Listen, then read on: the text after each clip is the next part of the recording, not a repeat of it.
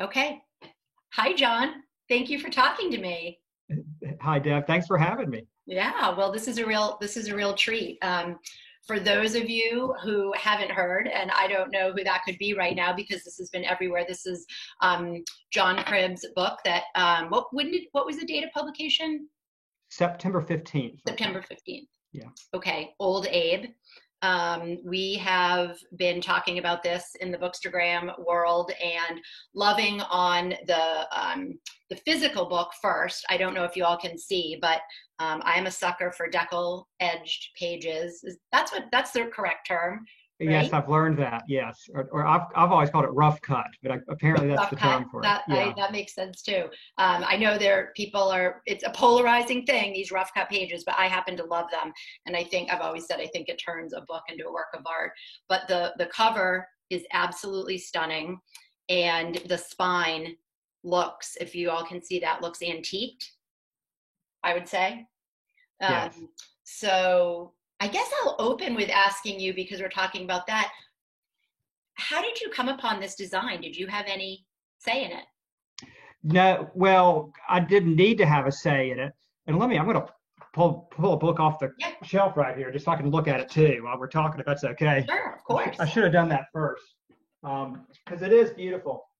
Um, but I mean, it really is. It really is magnificent. But what happened was uh, I had a meeting with my agent, Marley Rusoff, who is a wonderful, fantastic agent, and actually was visiting with her. Mhm. And I had an idea for a cover, and I thought it was a great idea. And it was my idea was to put that image on the penny on the cover.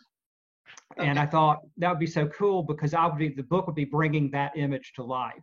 right. And Marley was very diplomatic and nice about it. Said, oh, that's a good idea. And she said, I really think you ought to look at, consider some other options. And she knew of the artist Laura Kleinstra who did that cover.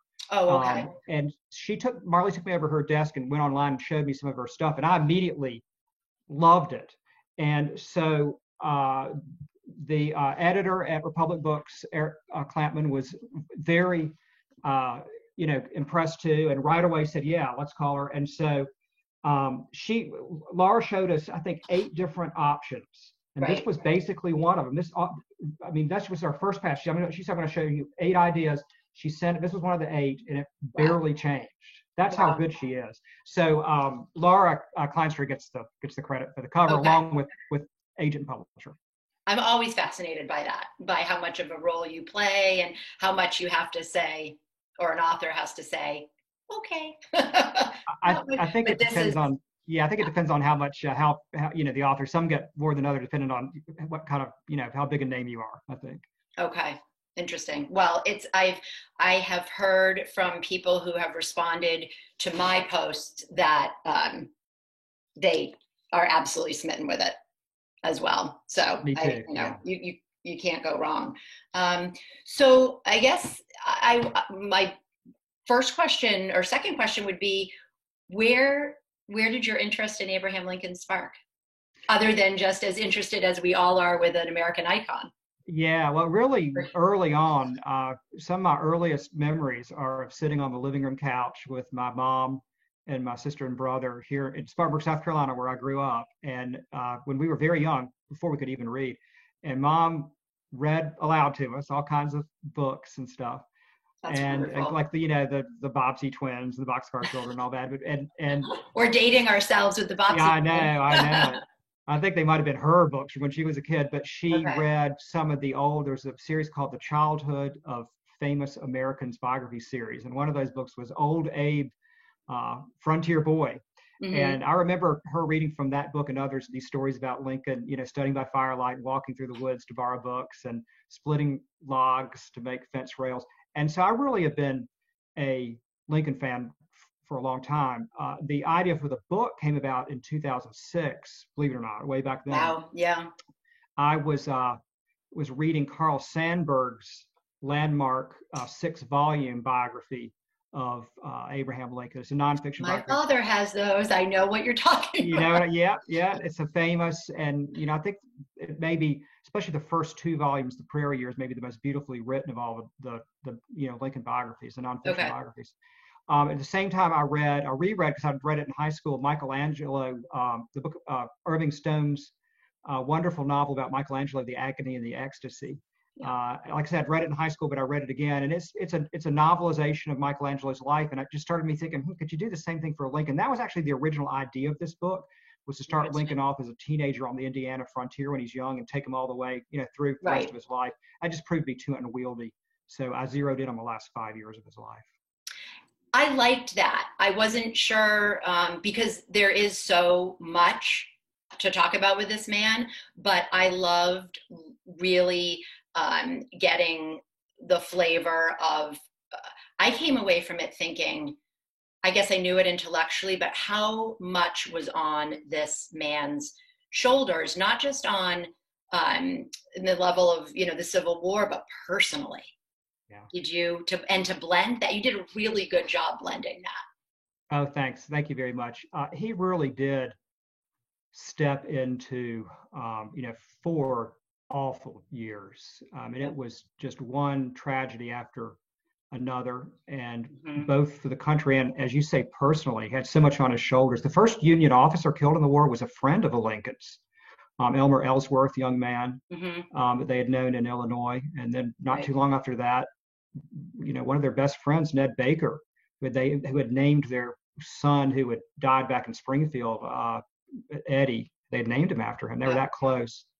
It just goes, Mary has brothers that are killed. I mean, it just the tragedy just piles up. It's like a river of blood coming at them. And so he has, like you say, so much on his shoulders. So thank you. I'm glad. I hope I communicated some of that. Absolutely, you did. And I feel like you gave a real honest, feeling for what was going on in their marriage and with Mary.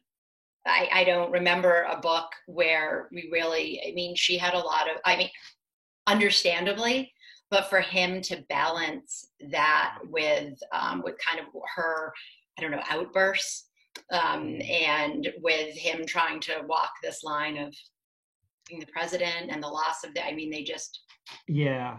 Well, thank you. And one of the tragedies I think was with Mary was that Lincoln. It sounds odd to say, but in some ways, when all this tragedy was unfolding, they lost their son Willie in the White House in February of 1862, which was really, I think, the straw that broke the camel's back for Mary. After that, I think she really started to deteriorate psychologically, mentally. Lincoln, they were both devastated, but Lincoln was president and he had to prosecute that war. That was something for him to focus on. Mary did not have that.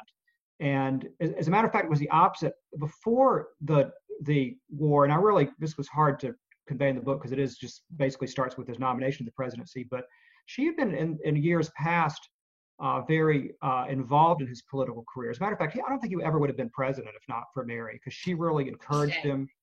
And was ambitious for him. She used to tell people in Springfield he's going to be president someday.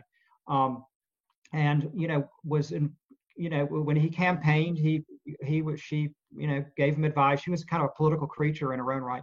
Once he gets to the White House, all of a sudden he's got his cabinet, he's got all these generals, he's got all these other people that he's interacting with about his job, and it caused some separation between them, I think. And I tried to convey that in the book.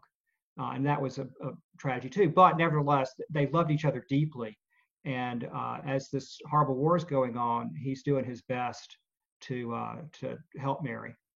Okay. Well, you did a really good job with that, on showing both sides of it and learning more about her. I really enjoyed that. And with the few minutes we have left, I guess I would ask where and how did you do your research? How much of it was just stuff you already knew and that you really had to buckle in? Like I say, I got the idea for the book in 2006, and So here we are in 2020, the book is out, and my wife teases me. She says, John, you know, it only took 4 years to fight the Civil War. It took you more than 3 times that amount of time to Oh, write that's this funny. book. But it was a part-time job. I didn't, you know, obviously wouldn't do it full-time. But one reason it took so long was the research. And I have over 250 Lincoln and Lincoln-related books just on my shelves in my office at home. Everything from general biographies to, you know, books about life in the Civil War, and a lot of books by people who knew him. That was very important to primary, you know, source documents of people who had firsthand interactions with him. And then so book research was one.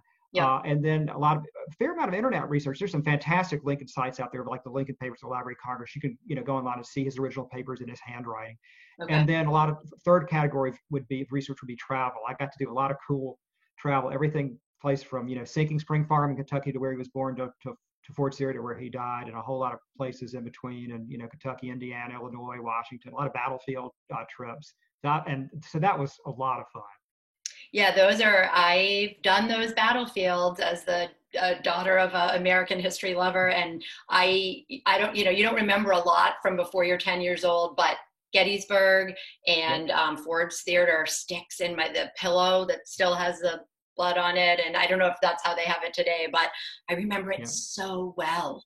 And it was hot, and we complained as children, but I'm grateful for it. But it sticks with you, doesn't it? Yeah, those are two places I wish every American could go to Gettysburg, both the battlefield and the cemetery where he gave his famous address 157 years ago, day before yesterday. Yes. He gave it there, and then Ford's Theater. It's such a fascinating place to visit. Yeah. Well, thank you for breathing new life into, you know, a person that I think everybody is fascinated with, and who we owe a debt of gratitude to. Well, thank you so much. Thanks for reading it, and thanks for interviewing. It was a pleasure. It was a pleasure. I wish I could find something that fit the bill as much. I really, it was hard to put down. So thank you. All right. Well, I hope you have a wonderful Thanksgiving. Thanks for taking the time with us. You too. Happy Thanksgiving. All right. Bye, John. Bye-bye.